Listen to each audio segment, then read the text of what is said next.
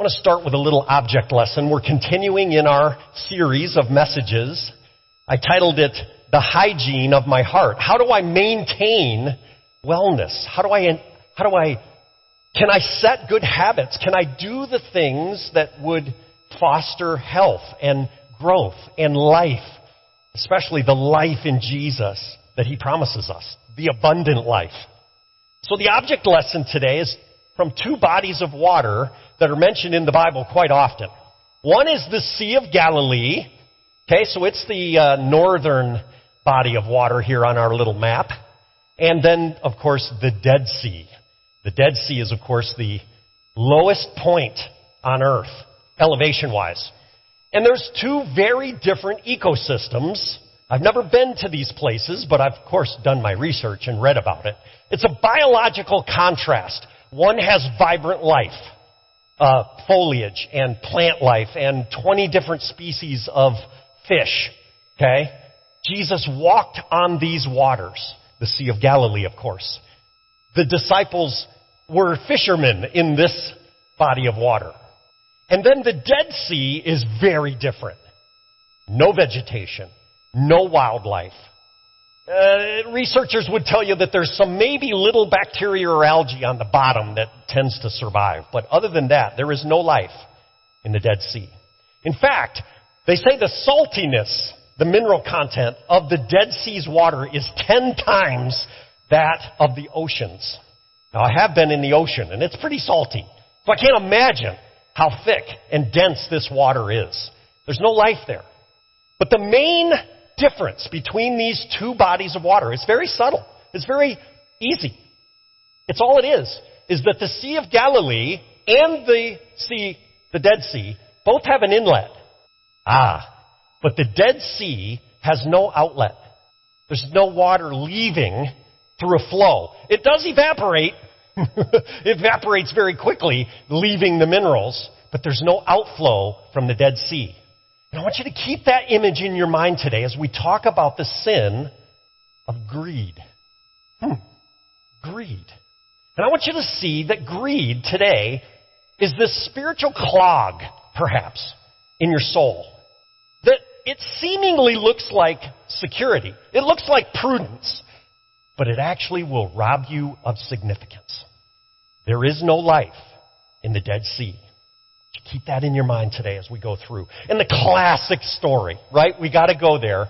The classic story of the congestion of our souls is Luke 12. And so if you have a Bible, please turn to Luke chapter 12. In fact, we've provided Bibles there right in the pews if you have a little yellow NIV copy. Luke 12. I will tell you that even in our health and the study of our physical bodies is that any time circulation stops, that's a bad thing, right? Think about that. Circulation is a good thing. So I want you to think about that metaphor as we dive into this passage. So Luke 12, starting in verse 15. Oh, and I got to tell you the backstory of this context. This is actually pretty funny. For those of us who are teachers, how many of you are teachers? Celebrate teachers. Yes. Ooh, we counted the days. We're almost done, right? Most people finishing up.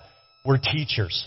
And Jesus in chapters 10 and 11 of Luke, and then in the beginning part of 12, he's going through magnificent teaching. He's teaching about the realities of heaven, the calling on one's life, the substance of what life is. And then right here in verse 12, it's like a crowd. And then what I envision is some dude in the back going, "Teacher, hey, tell my brother to give me my part of the inheritance." It's like out of the blue. Like he's just teaching all of these wonderful, beautiful, awesome teachings. And all of a sudden somebody says, "Master, tell my brother to give me my part of the inheritance." Like, where did that come from? Teachers, you know what I'm talking about, right? You're in the heart of it. You're right in the middle of it. Somebody says, "I got to go to the bathroom. I got to blow my nose." But Jesus is so patient, right? He responds. In 15 and 16, he said to them, "Watch out. Watch out." He's like using the guy as an object lesson, right? Watch out. Be on your guard against all kinds of greed. Life does not consist in an abundance of possessions. He told them this parable. Tells them a story. It's a beautiful teaching moment, right? He just runs with it. The ground of a certain rich man yielded an abundant harvest. Let me read the next couple verses for you. 17 and 18. He thought to himself, what shall I do? I have no place to store my crops. Then he said, this is what I'll do. I'll tear down my barns and build bigger ones. And there I'll store my surplus grain. And then I'll say to myself, self, you've got plenty of grain laid up for many years. Take life easy. Eat, drink, be merry. That's a great story, right? What a blessing. Very familiar story to many of us. But Jesus uses this as the example to teach us about greed. Greed. And boy, I tell you, in our community, this is a normal occasion. This seems logical. This seems prudent. This seems to be the right thing to do. Many of us in this same situation would do the exact same thing. Like, wow, I've got all this surplus. I gotta store it somewhere. So I'll know what I'll do. I'll just build a bigger reservoir. I'll build a bigger barn. And immediately, it's quick. Like, look at verse 20. Now, verse 20, God said to him, you fool. This very night, your life's going to be demanded of you. Time's up. And then who will get what you've prepared for yourself? Ooh, that's sharp, right? That's an abrasive teaching. You fool. In our words today, I'm sorry. Listen, kids, you idiot. We don't say that word. You dummy. You missed it. It's in essence what Jesus is saying. You got it all wrong, buddy. You got it all wrong. Think about this. Connect the two dots here. The Sea of Galilee is full of life because it has an inlet and an outlet. Greed is this spiritual deception. Think about it this way. That makes us fall in love with the silo. We fall in love with the silo. Oh, my beautiful silo. I got to build a bigger silo. Oh, it's so beautiful. It's so full. It's full of seeds. Think of it that way. My whole barn's full of seeds. Wonderful seeds. My beautiful, loving seeds. We fall in love with the storage. Really. We hoard our seed. But the seed that's never sown doesn't do anything. I suppose you could eat it, right? There's a phrase in our community, eat your seed corn, right? You've heard that phrase? I'm sorry. I'm waning to the older crowd. You eat your seed corn. Don't eat your seed corn. Or things got so bad you had to eat your seed corn. Think about that phrase. You fool. You fool. What's going to happen now to all the things that you accumulated? What happens to the silo? It goes to somebody else anyway. The rich fool in Luke 12 saw his surplus grain as something to be stored up. Right? That's what we thought it was too. The grain was to be stored, but it only achieves its purpose when it's scattered. That's the point of the grain. That's the point of the seed. And so thus, your bigger barn becomes a dead sea. Sure, it's accumulating. It's accumulating. And let me tell you something. I've discovered this week that really the accumulation is not the sin. The accumulation is not what the problem was. What's the problem? There's no give. There's no sowing. There's no outlet. And so the seed dies. There's no outlet. And thus this man, faced with his accumulation, dies. The thing I thought about this week is that do you realize, now again, it takes somebody like me sometimes to wake someone up and say, hello, do you remember you're gonna die? Yes, you are. You're gonna die. I'm sorry to be the one to remind you today, right? You're gonna die. And I want to live like a pump, not a tank. There you go. Another vivid image, because some of us live away from the city water system, and what do you have on the back end of your house? You have a tank. Kids, ask your mom and dad what I'm referring to, right? Because everything that comes out of your house goes to the tank. And the tank is not a very pleasant place, is it? Right? And I want to live like a pump. The pump is the conduit. The pump is the transfer.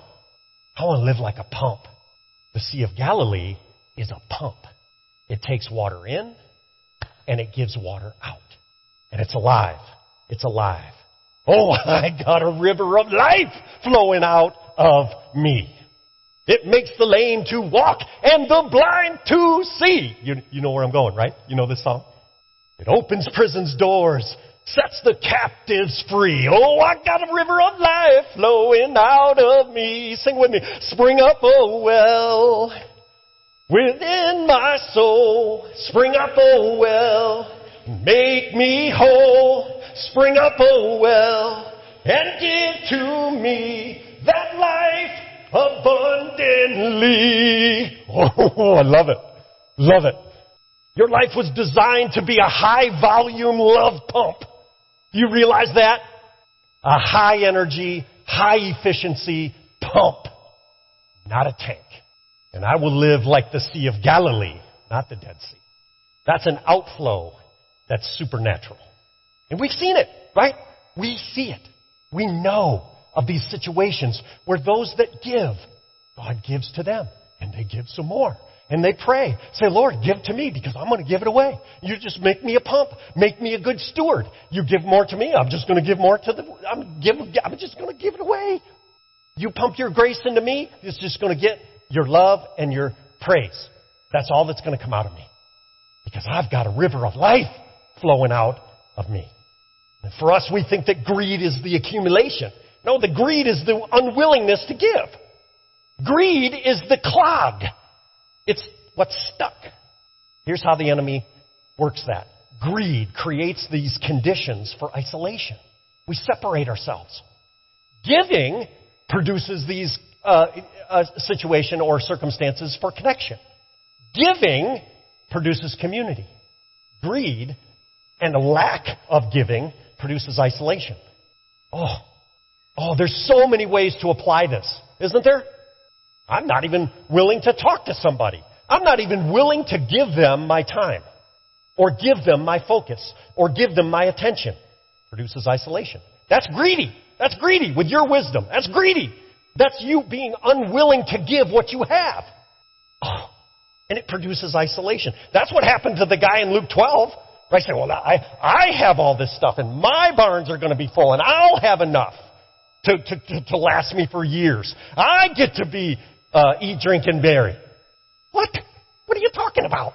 What about somebody else whose crops may not have produced such a surplus? Take it. There's a community aspect here. You're unwilling to give. You're isolating yourself. That's what the term silos mean. We talk about it sometimes in business. Well, this whole business is just a bunch of silos. People gathered up in their own little holy huddles. Right? I think the link to that might be that we are unwilling to give. Unwilling to give. Why? Well, here's the devil's strategy. We are unwilling to give because we feel like it'll threaten our security. Right? Like, wait a minute. I can't give that away. I might need that. Well, yeah, that's true. Greed and sin in general is a master of mimicry. We've been talking about that. What is this mimicking? Greed mimics the idea of prudence. There's a virtue called prudence. We've heard it. Yeah, but got to be prudent. Got to think wise about this now. Come on now. Charlie, don't give it all away. Like, why? Well, because that wouldn't be wise. Right? Don't give it all away. But if God prompts you to give, you need to give. You should give it. It looks like prudence when we say, oh, no, I'm going to hold this. I got to save this. We're going to keep this just in case, rainy day. There's this balance, right? It's so hard to discern. But there's a scandal in our security. Oh, security. Everybody needs security.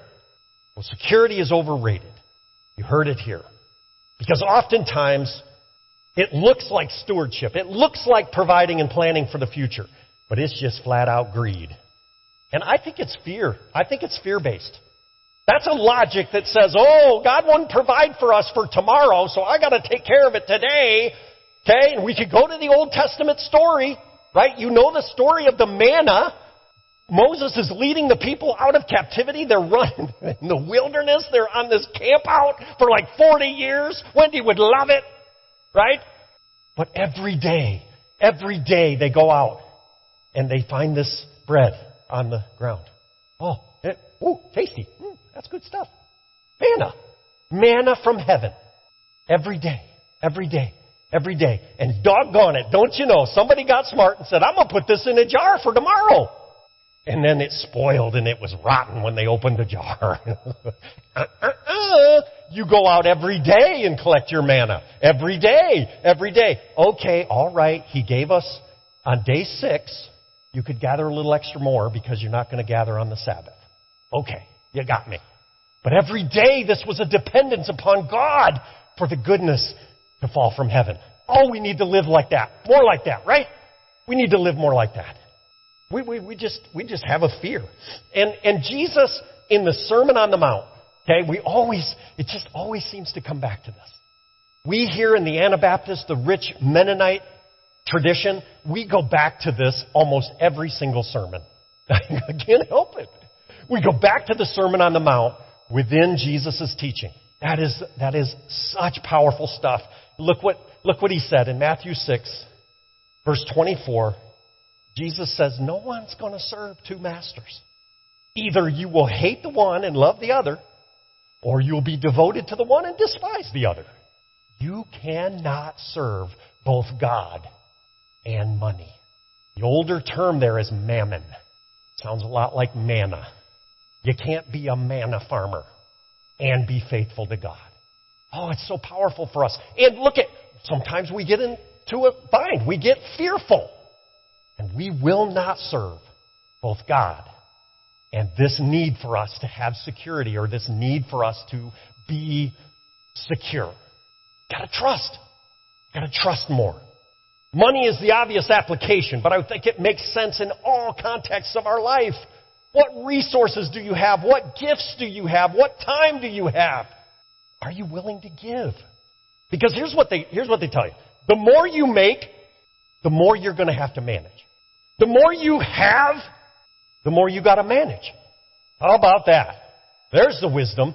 The more you have, the more you got to manage. And all of you who have some wisdom going, yep, that's for sure. Because there's a slavery. There's a trap of accumulation that the Dead Sea is the example of, right? The Dead Sea has several inlets because it's so low. It's the common denominator of that region. It's huge. It just catches everything. But nothing comes out of it. Nothing comes out of it. The rich fool's mistake was not in having so much grain. It was a blueprint problem, right? He wants to build a bigger box. He wants to get a bigger tank. That's not the point, right? He got it wrong. Another wonderful image that I have to share. Remember our cuckoo bird image, right? It's like the cuckoo bird comes and she plants this egg in the other bird's nest and then leaves. And then the cuckoo bird egg is the one that hatches.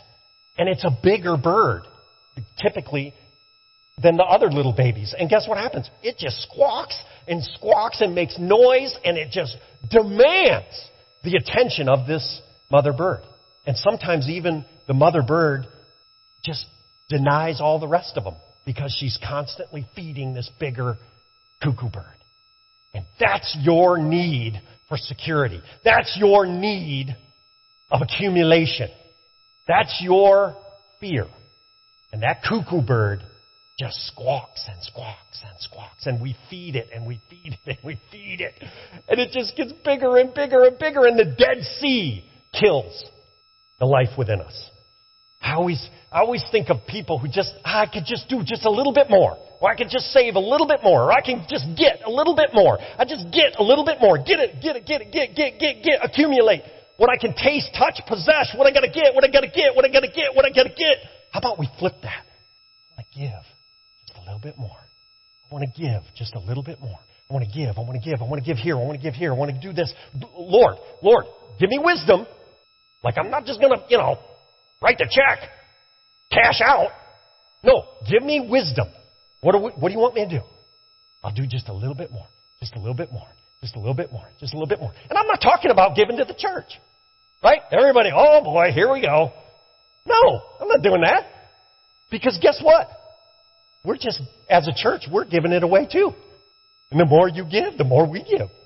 And we got a big system. We got a great system that I am very, very proud of. I'm very excited about our generosity as a church. That's not what this is about. Because the more we get, the more we're going to give. We are an outlet. We are an inlet outlet. We're Sea of Galilee. Sea of Galilee church, not a Dead Sea church. Right? So how are we going to do this? What do we do with it?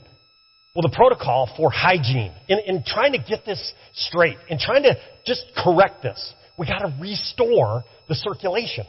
That's what I've been getting at, right? We got to develop the outlet, and we got to regularly and systematically flush our system by giving regularly. I call it a systematic sacrifice. Do you have a plan to give a portion of your income away?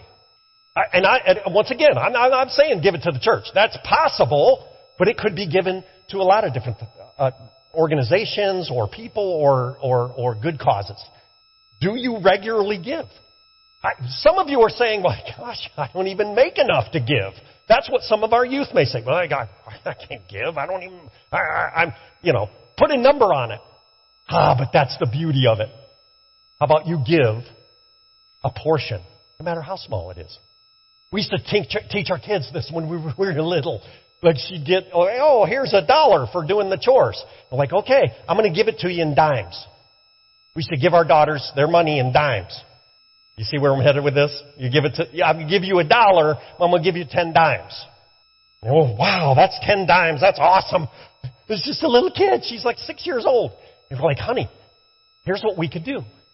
Next week, the church is going to start this My Coins Count offering thing, and you're going to be able to bring your money up and put it in these tins, and then it's going to be sent all over the world, probably to help people who really, really need help. Wait a minute. Now it gets real. Because I only got 10 dimes here. Well, what should I give? And almost every time our daughters said, well, I would probably give one. How about you give one? Like, you got 10 dimes, why don't you take one and you can give it to the cause, and you'll help the cause of water or food or something that someone else in the world who doesn't have those things can get it. And every single time, you know what our kids did? They gave 2 or 3 or 4. I had one little girl, she said, you put the whole 10 in there. I don't need money. What do I need money for? She's 6 years old. My dad and mom provide me everything I need. I don't need the money. That's right. Oh, beautiful kid. I love it. She got an extra piece of bacon in the breakfast. That's a great example, though. That's what we do. And, come on. You make more than $1, right? And again, I'm not telling you to give it to the church. You give it to your friend. Here, just give it. But it starts the outlet. And do it regularly. Do it regularly. Number 2, I want you to start exercising sowing. Sowing. So put yourself in the place of the rich fool. Like, so here we go. We're going back to Luke 12. I want you to think of what God has blessed you abundantly with. Now, it might be money. It might be food. It might be clothing. Oh my. It might be shoes. God has just blessed you with shoes. Ladies, and what are you going to do? Now, for me, I got a lot of energy. I got a lot of positivity. I got a lot of passion. I got my musical gifts. I got the teaching gift. I got whatever. God has given each of you the surplus. Oh, what am I going to do? Right, I gotta get a bigger closet. I need to build a bigger closet, honey. Really? Really? You're going to build a bigger closet for all of your shoes? Come on. You fool. Right? That's what that looks like. Because your life's going to be demanded from you, honey, and who's going to get all these shoes? I'm just kidding, right? Stepping on toes. But what it is, and what should the rich fool have done? He said, okay, Lord, you just abundantly blessed me with this grain. What am I going to do? Do I build a bigger barn? Or do I just fill the barn that God's given me and I start giving away all the extras? Think about that. Think about that. What's the risk in what that guy should have done? Fill the barn that you currently have and then give away the rest. What's it to you? Your barn is full. Is this breaking through for you? You gotta sow. Okay, and Matt read it. Oh, I love this verse. Oh, so beautiful. Take a look here. It's 2 Corinthians 9, 6, and 7. We're going to read a little bit more of that passage. But he said, remember this. And it's like the translation says, and this is the point. Here's the point. Whoever sows sparingly, meaning not very much, is going to reap sparingly, meaning not very much. But whoever sows generously is going to reap generously. It's a spiritual and physical principle. Think about it. You plant your field, you're like, oh, I'm going to put one little seed in there, one little seed, just one little seed, one little seed. Well, that's all you get. No. Sowing seeds everywhere. Because what happens? Watch this. You got to get your vitamin G. You got to get your vitamin G, right? We've been making these connections each week with a certain vitamin that is going to help you in your hygiene protocol against this sin. Generosity. Generosity. I'll give it to you. You have need. I have plenty. I'm going to give it to you. They wouldn't make a big deal about it. That's generosity. In fact, I would challenge you to do some sowing this week and not even let them know who it was. Oh my. Could you do it in private? Because guess what? Only God knows. Like, oh, my coat pocket. Oh, this is a $20 bill in my coat pocket. Where in the world did this come from? I don't know. We're going to start finding dimes everywhere. That's what you want to do, right? Finding dimes. You cannot cure this congestion by sitting still. You got to get it moving. You got to get it moving. Oh, it's such a beautiful picture for us to celebrate what we're about to do here in a few moments. Hello. That's it, right? Each of you should give what you have decided to give in your heart. That's verse 7. Not reluctantly. I'm not going to browbeat you. I don't know. I don't care how much you make. I don't know how much you have. This is between you and Jesus. But you take your abundance and say, Lord, I want to start giving away some of what I have. Decide to give it in your heart. It might be money. Sure, that's great. It might be your time. It might be your attention. Oh my gosh, our attention, it's a commodity. Our attention is actually a commodity. What are you paying attention to? Right? You can sit there and scroll and just kind of waste a bunch of time. Or you can go. You can encourage someone. You can call them up or drop a text. Say, hey, I love you. Well, oh, that's generous, right? And mean it. Give in your heart. God loves a cheerful giver. And I just want to make it real. I want to challenge you. If you are currently not giving financially to the church or to some other organization, I challenge you this morning. And by my 35 years of marriage in our time together, very early on, Wendy was much more disciplined than I was, and we started giving from day one in our marriage. We didn't have any money. I didn't even have 2 dimes to run together, but I gave one away. God has so blessed us. I've never been without. He's provided me every step of the way. I don't worry about it. Now again, that may say, oh, that's a nice luxury. No, I'm telling you that it is because I've been a giver, because of the outlet in my life was set as a discipline every month, every paycheck, every time. We do this. God blesses us. God takes care of it. And the more we get, the more we can give. And it's such a blessing. I challenge you to take that on. Start this week.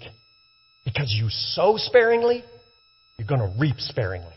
Sow generously, you're going to reap generously. It's a fact.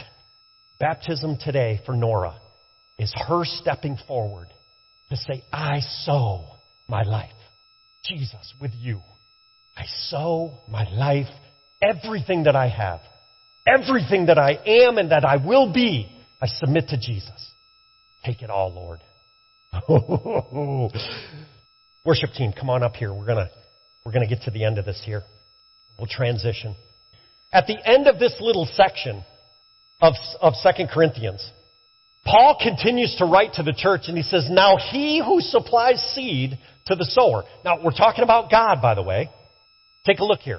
He who supplies seed to the sower and bread for food will also supply and increase your store of seed and will enlarge the harvest of your righteousness.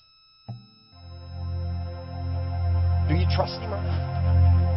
Do you trust him or not? And this physical way that we are going to give is the way that life works. I'm telling you, we go to the Proverbs sometimes, and there's a lot of wisdom in the Proverbs. Take a look here. Look at this. One person gives freely, yet gains even more. Another withholds. The other is greedy, unholds or withholds unduly, and they end up in poverty.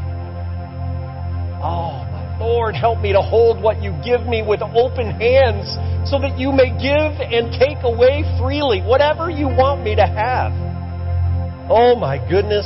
Talk about an irony. Guess what you're about to sing? You're about to sing a song called Make Room.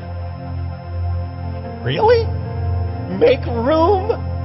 Yeah, but I'm not going to fill that room. I'm going to build. Sure, I'm going to make room. But I'm going to make room for whatever God wants to do in my life. Watch this. Here's my final thought for you. Very truly, I tell you, Jesus says, his teaching in John 12. Unless a kernel of wheat falls to the ground and dies. Get it? The seed has to die. It only remains a single seed unless it gets sown.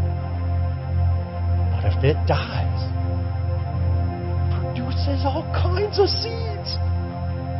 Oh, brother, sister, I want your life to be replicated. I want the beautiful DNA of Jesus Christ as your Savior to be multiplied in this world. And so I will make room for you to do whatever you want. Do whatever you want. Can you make that your prayer this morning? I'm not a Dead Sea Christian. I'm not a septic tank person. I'm a pump. I'm a Sea of Galilee. As you give into me, Lord, I'm just going to give it away. Oh, what a beautiful, beautiful picture. As we witness Nora's baptism today, we are watching the sower in action. Nora will publicly submit her life to Jesus, as many of us did in our baptism. She's rejecting that bigger barn in her life. She's choosing to be sown for Jesus. We're going to celebrate by joining her in that spirit. Amen. And I will make room for you to do whatever you want to do whatever